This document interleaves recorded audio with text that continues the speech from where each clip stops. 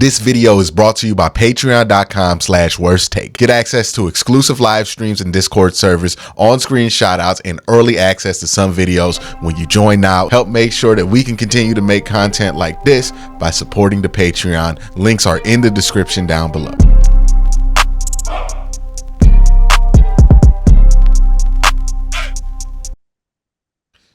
Another Browns contract conversation gone wrong in the national media with this Jerry Judy thing. There was a lot of initial panic about the contract, a lot of initial ridicule about the contract. And Jack, I don't know, man. I'm starting to think this is a conspiracy theory created by you to get your name out there more, because we have never needed Jack Duffin more than we've needed Jack Duffin in the last 2 months. It's always funny because these like rap sheet or Schefter breaks something, and then people's like, "What's the full numbers?" And I'm like, 30 seconds ago, the agent gave it to one of these big names, and you're expecting me to give you the full breakdown of the deal within 30 seconds. It's like, come on, guys. At least give me like a couple of days before the official stuff comes out. But it's laughable what they put out. And I get it. It's agents doing their job. But yeah, there's some funky numbers go out there. Yeah, it's one of the things I really wanted to ask you is, how do they get to some of these numbers? And like, can they just say any number to Adam Schefter, or is there like a gentleman's code where you kind of have to stick within a level of believability? Like, what governs that whole industry of leaking these press numbers to these contract numbers to the press? Because I'd imagine it would break down if you can literally just say, "Hey, Adam, we signed a 3-year, $100 million deal." Like, what ultimately makes people like try to get into a place where they can claim they told the truth at the very least, right? Like, and do you think how this Jerry Judy contract was reported is something that broached that? So the up to reporting, they have been better at this year. So there's a lot of it. And anytime you see up to get reported, I just replace up to with not worth. So when it was up to 58 million, I read it as the Jerry Judy deal is not worth 58 million. And that's just the way I immediately call BS on whatever that number is, following the words up to. And in the past, it would get announced as a 58 million deal, and then it was like, oh, it's actually up to that number, and then comes out less. They have actually slight improvement this year on being more forthright with it. But Florio, and I know lots of people bash Florio for some of the stuff he does, he used to just rant these numbers and be like, "That's not true, I'm not going to report it." And the agents basically just stopped giving him the initial report. So it's quite often you see Florio get hold of like the first numbers when they come out as the official things, rather than the agent take, because what these agents can do, they just choose who they give it to. So if you're not going to run their story, they'll just give it to someone else, and then they'll break the news. So like the initial report of Jerry Judy, 58 million, it was up to, and it was like, hey, let's wait and see what's really there. What was absolutely scandalous in the reporting, and this is outrageous that Rap Sheet dare ran with it, when it was reported of 41 million guaranteed, what a joke. Because that's not like an up to. They have taken guarantees from an entirely different contract and gone, "Oh, we're just going to include that in this deal." It's like, if you extended to Shawn Watson, you couldn't be like, "Oh, we're going to just include that 230 million he was guaranteed in his last deal and just throw him in the numbers to make it sound good." Beyond a joke what happened with that. Everyone was calling it BS the minute it got released, and quite frankly, it was exactly that. So we were promised 41 million of guarantees. When push comes to shove, it was, got to remember off the top of my head, 28.1, I want to say. Mm-hmm. I need to find the exact tweet, but yeah, very, very short of what was in that initial report. Yeah, and it makes me like, I wonder why like even Rap Sheet didn't put like a hey, some of this money might be from because he has to know better, right? Than to look at that number and that pass his sniff test. And it was interesting to see people react to that deal and like it passed their like sniff tests where they're like, oh yeah, that makes sense. I guess the Browns would do that, but then turn around and say, wow, why would the Browns ever do that? That's so much guaranteed money. It is like you understand that that guaranteed number is ridiculous, but you also believe that that's kind of what they did. But it didn't look like any proportional guarantee in any contract that I've ever seen. So it just looked off immediately. I don't know a quarter about contracts like you do, but I looked at that, I was like, well, that's not right. There's something funky with that. Half the contract is getting that. No, that's not correct at all. Especially on an up to contract, that didn't make any sense. Like, as you said, it just did not pass the sniff test, and it's one that it's like, you could have reported that and let's roll the 5th year option into the deal and do the guarantees. But then you just report it as that and go, he's now under contract for 4 years, this amount, this guaranteed. And people would be like, oh, that's cool. You can't just take, hey, we're going to take the 3-year extension and the 4 years of guarantees and then put it into one tweet. It was like, no. That's not right. You're reporting two factually different things and just going, oh, we'll just lob them in. No one will care. So yeah, it just gives the whole industry a bad name when you're like, let's just put the real numbers out there. The real numbers are good for Jerry Judy. I think his agent can be proud of what he's done. Mm-hmm. But don't do this, please. Just don't do it. Yeah, did that have an effect when like Andrew Berry sees that go across his phone and he's like, does that affect that agent's ability or relationship with other GMs when they're like, why would you play that kind of a game? You know, like it's really odd to do. And I imagine like if you're a general manager, you see it, you're like, what the hell are you doing out here? Like, I think they just laugh about it. Yeah. I don't think they take it seriously. And part of it is recruitment, because the initial number that will get thrown out, lots of people still have in their mind, what's Jerry Judy getting paid? 58 million over 3 years. And they will never be able to take that out of people's mindset of like, oh, he got his client 41 million guaranteed. And that's kind of why the agents do it. Because when they're going out and recruiting, they're like, oh yeah, I got Jerry Judy this great deal. They're not going to reiterate what that deal was. They're going to rely on what the media pumped out in this narrative of like, oh, Jerry Judy got so much more than he deserves and blah, blah, blah. And so that's why it gets done. Yeah. Very interesting there. Now, I do have a question on when we do get the real numbers. Is that process similar to how we get the numbers? Like, is there a leak from like the operations side of the NFL, or is that kind of like public information somehow? Like, how do we get what the actual numbers are of the contract and how it's structured out in more detail than what's initially reported? And why is there always that kind of delay? Is like that kind of a gentleman's rule where it's like, okay, we'll release the real numbers 3 days later after everybody stops caring? Yeah, so it gets reported it's sort of through the NFLPA. I don't know the exact details of how it goes through, but the numbers go to the NFLPA, and I'm pretty sure that's where the likes of Over the Cap pick that up over the cap rather than anywhere else. But I won't name and shame that particular site. So I always use Over the Cap for my contract reporting because it's the most accurate place you can find for the outside world. And lots of people like to look at the NFLPA website. The issue is that site is usually several days behind. It doesn't keep up to track as quick as Over the Cap and sites like that. So it's why I tend to shy away from that. And you might see stuff on that site doesn't look as accurate as something like Over the Cap. It's not because the NFLPA site's wrong. The publicly listed part and salary cap space is just regularly refreshed like 2-3 days late.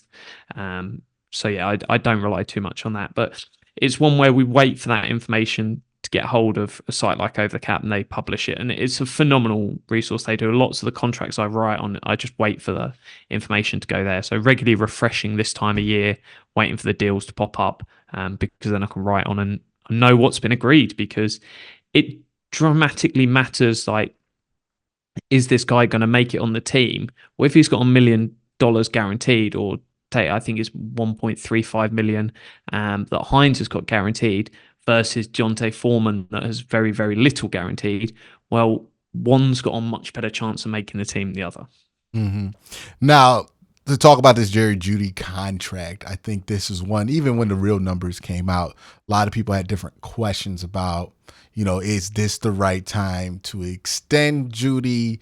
It did come, I don't want to say out of nowhere. I think some people speculated that this could be a possibility, but it definitely wasn't at the forefront of our minds when it happened. What do you think the thought process from Andrew Berry and company were when it came to wanting to get him under contract, under an extension, pretty much as soon as possible? Like, what do you think the gamble is there from Andrew Berry's perspective? And what, is he okay with losing on in this gamble? And what does he feel like the upside of the gamble is? Yeah, so it was one that when the trade went through, lots of people were like, oh, they're just going to restructure Jerry Judy. And I said at the time, it was like, well, why should Jerry Judy do that? If I'm his agent, I'm saying, give me an extension and then I'll restructure the number, because there's nothing in his contract, because it's a standard rookie contract, that it has sort of restructure language, anything there in it. So like when Jed Wills was restructured a year ago, the team had to negotiate that with him. He was happy to do it because probably part of the agreement for picking up the 5th-year option went, hey, we're going to restructure you. And he went, yeah, cool, why not? But this is one where Jerry Judy and his agent had leverage to go, hey, you need cap space, the Cleveland Browns. Give me an extension and I'll do the restructure for you. So that kind of agreement of, hey, I'll give you something, you give me something. And then when the restructure happened with no extension, I'm like, this is weird. He's got leverage and he's just given it up for nothing. And then a few days later, we get the extension. So it was probably part of that initial, like, hey, we're going to get this done. Just give us a bit of good faith for the first few days of, we need this cap space now. Can you do it? And he was like, yep. Let's keep that good faith negotiation going. But it's one where you're going to see this position market explode. You've got Amon St. Brown, probably say 27 mil. Then you've got Chase, Lamb, Jefferson. They're all going to be 30 million or more. And people say, well, Jerry Judy's not going to be paid that amount, so why does it matter? When the top of the market moves to a certain point, that next tiers behind them, they all jump up a bit. So it's one that top of the market leads, and yeah, he's not going to get 27, 30 million, but it pushes up. And as well, once you get to free agency, you only just have to look at Calvin Ridley. Calvin Ridley's not really done much in this league, if I'm honest, but he got paid crazy money just because he was the one that hit free agency. And so if Jerry Judy has a good year, he can be talking 20 million plus. Just because of the scarcity of talent that meets the market at that stage. So it's one that I think they're really smart to pay now. And 17.5 million seems a lot. And that's for the 3 years he's getting paid beyond this 5th-year option that he's already under contract for. But what is it? It's like 8th best wide receiver 2. And I think that's fair. If I was going to sort of put him on the map for where you are, I'd say he's a top 16 wide receiver 2 at the minute. Yeah, he could get better than that, but I don't think he's ever going to be your out and out one. Could you have sort of 2 wide receiver 2s? Certainly. There's different ways to build, and teams need 3 wide receivers that are decent these days in roster construction. It's not good enough just to have a 1 and be like, hey, Aaron Rodgers has got Devontae Adams, everything will be fine. The league's moved on. You need multiple weapons. So I think it's a really, really nice deal. And it's going to look better and better as time goes along. People like to look at these deals now. David Njoku was another one that Browns were criticized for paying early, but then several deals then get done. That market jumps and the deal then looks all right. Yeah, it contracts in draft picks, like we tend to do this thing where we feel like, because we care about the contract the most when it's signed, because we care about the draft picks the most the day after their pick, we tend to feel like our evaluations of the contract and of the players that you draft are the most important at the beginning, but it's actually the inverse. What you think at the beginning means so much less than what you think of in a couple of years of those draft picks or of those contracts. And I always caution people is like, hey, this contract might seem like it's a good deal or it might seem like it's a bad deal, but you really don't know until you see it in action. And do you think the Browns are like their hope with Jerry Judy? Do you think it's just they're keeping it to he's going to be a number 2 wide receiver for this team for years to come? Do you think this is a kind of shot to maybe hope they can get something like Njoku where they can get a top tier number 1 guy at number 2 kind of money? And David Njoku's not paid number 2 money, but it's not paid like top 3 tight end in the NFL money right now, right? So I'm wondering when it comes to Jerry Judy, like what do they feel like the upside is, or like the realistic track that it's on? Because this is a guy they liked for a very long time. They kept track. We've talked about Andrew Berry. He, as much as he says he's not patient, he has these moments where he just pops out the sand and just snacks something like that we completely forgot he was interested in. And this is another one of those moments. And I'm just wondering, realistically, like not like just their best case scenario, but realistically, where do they think this is going to go? Like how good of a bet do they think they have here with Jerry Judy? And how much does that matter when it comes to the value of his contract? Yeah, I think you're in a really, really nice position with these sort of rotational roles. So, hey, a wide receiver can play 100% of snaps. Edge is a perfect example. Like Okoronkwo was relatively expensive for a number 3 edge in a rotation, but you know that's a role that if Okoronkwo struggles a bit, you're still going to get lots of snaps. Whereas Conklin's more risky when that was done because you're either the starting right tackle or you're probably not playing. Whereas wide receiver, edge, defensive tackle, these are positions where you're rolling constant bodies out there. It's one where, hey, Jerry Judy could easily play 90% of snaps across the season. It's not uncommon. Whereas with other spots, a quarterback, you're either starting or you're not. It's more binary. So I feel a lot more comfortable with a wide receiver that you're paying and going, look, we're going to pay him like he's the 40th best wide receiver in the league. That's roughly, hey, he's not top 32. He's the 8th best number 2. And I think that's a really nice spot to put him and say, if that's the average expected outcome, that's fair market value. He could certainly be a lot better. He could sneak into that lower tier of the top 32 wide receivers. And if he just sinks and he's like, hey, it's not really worked out, he's the 48th best wide receiver in the league, you're like, yeah, we'd probably overpay by 2 million a year, 2.5 potentially. It doesn't really matter. He would have to like properly flame out for the like, we're sat here and it's like, well, what have we done? And then you can get out of it after one. You get out of after one new year, and yeah, you've paid like 22 mil for 1 year, but in the grand scheme of it, it's not like it's a horrendous amount and it's screwed your cap or anything like that. But it's probably they're looking at it and saying, hey, you're already under contract for 1 year. Let's put 2 more years on there for 35.5 mil, and we'll roll with it. And then that final year, it's just a team option. Do you want to keep him for 2028? It's going to cost you 17 mil. I think they probably will, but that's kind of the point with 1 year left where you go, actually, he's done really well. Let's pop 3 more years onto the back of the deal and we'll keep him around for longer. So he'll probably never play on that final year. He'll either be out the door or he'll be extended. But they are in a tough spot because it's nice to have options.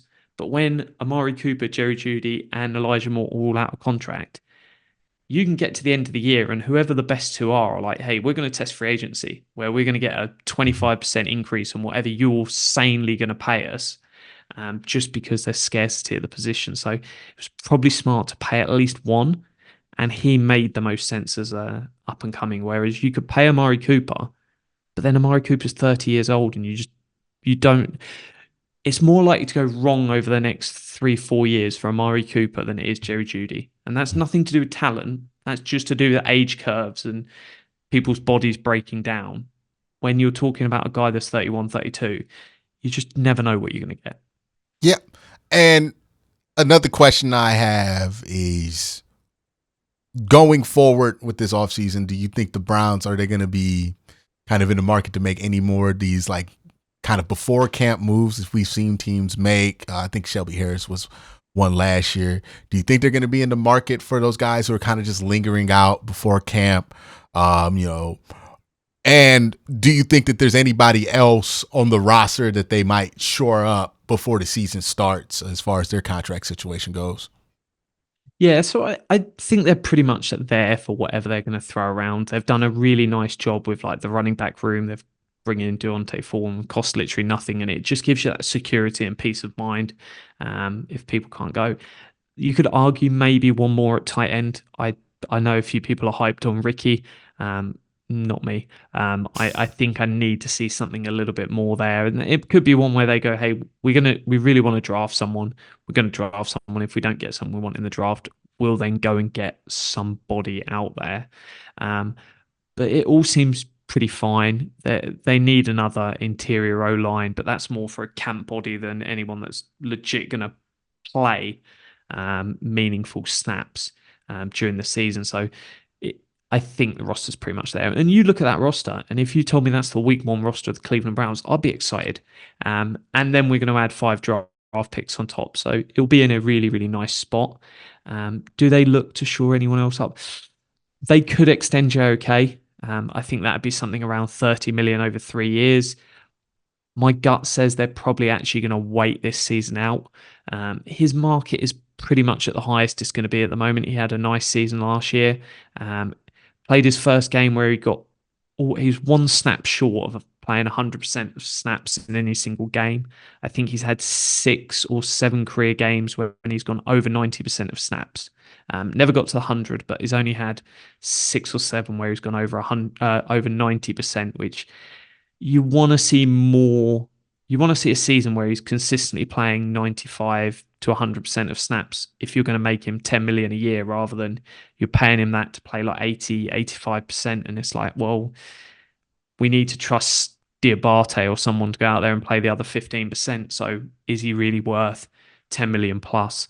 And it could be one where they say, hey, let's see what he does this year. If he's really good, we'll do what they did with Conklin, with Delpit. Let's pay him in December. We won't risk it going all the way to free agency, but we'll pay and get that deal done. So I think that could be a route they go. I still think a pay cut's coming at some point for Nick Chubb. Don't know when that'll be, but it also gives him some guarantees, because they could cut him still. They all the way up to week 1, they could cut him, and it'd be like, hey, good luck, not our problem. And the Deshaun Watson restructure is still like expected to go down, everything else like that. Yeah, so what I think they might do with Shawn Watson is I think they'll bring him in, and that's why it might not have happened yet. So we've seen it in the past with Clowney's deal, and we've also seen it. It was in Zadarius Smith's deal, but he wasn't. He was re-signed, so it never got to that stage. Effectively adding in a dummy year at the end of their contract, and what that means is paid the minimum salary. And there's probably something ridiculous, like if he's on the roster the 3rd day of the league year in, would it be 2, 3, 4, 5, in 2027, he would be paid 100 million. So they're realistically never going to pay him that 100 million for being on the roster that year. But what it does is it allows the team just to spread the money out 1 extra year, and they can post June 1st cut him between that new league year and the 3rd day when he gets the 100 million roster bonus for just being on the team. And so they can just spread that money out, and it moves about. And if they were to restructure every year, it moves 53 million of dead cap into 2028. And the reason why you do that, the salary cap might be like 350 million there. So it's like, just push it into a year where you're talking crazy money on the cap, where people like the salary cap's big now. Won't be far off 350 million in 2028. So push that money out a bit further, and it just makes it easier to manage him off the roster long term. And you can't do that there'll be language in his deal where they can just restructure at will. They wouldn't be able to add a dummy year on without his approval. So it could be one they're waiting for him to come back into the building. It's why lots of these things tend to be done in August and not then. He signs that up and goes, look, I'm going to do this for the team, because I'm happy to them to keep spending record amounts of money.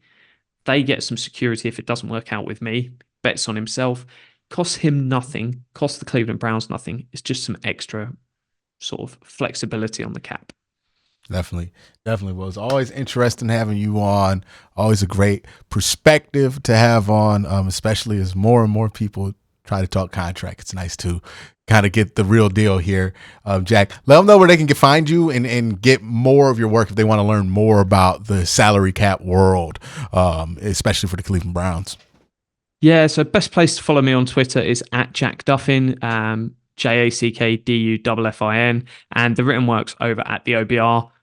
But jump on the Twitter account, it's all linked. I always post it all out. And then as we go into this time of the year, it's age guardrails, a relative athletic score, sort of looking at what Andrew Berry's done the last 4 years of drafting and saying, hey, these are the players that are older than he's ever picked in this round, and this round, to just get a sense of where it will be. Not saying he might pick some old granddad who's 24 by the time the season starts, but he's never done it before. So we're just working on that basis, and then we'll see what he does this year. Yeah. I was just looking through the ages of this draft class. I'm like, oh my God, this is a old draft class. Like, I guess this is just the COVID year and then the extra eligibility rules and then all the transfer portal stuff and then NIL. It seems like the average age just shot up 2 years from like 22 and a half to 24 for a draft prospect this year. It's certainly gone up. So just looking back at past years, I think I had 75 like red players, and red players just mean Andrew Berry's never picked anyone that old or that unathletic before at those picks. I think we're at like 84 now, but there's like 20 odd players that if you haven't got their age, usually means they're old. So it could jump from like 75 red players to 100. That still leaves 150 players that are good to go. And who knows, they might pick red players, but it's just telling us that, hey, this is an older player than we usually see. And then what I'll do next year, I reassess based on every single year. I'm just adding in more data. So the guardrails moved up slightly because Cedric Tillman was slightly older, and they shifted because Ika, being a defensive tackle that is a one tech, not the most athletic dude in the world. The athletic score went down and a lot more people qualified then. So it's just balancing those to get good data set, really. Yep. Interesting. Make sure you guys check out Jack. I want to thank you guys for watching. Everybody have a great day. Have an even better night. Peace.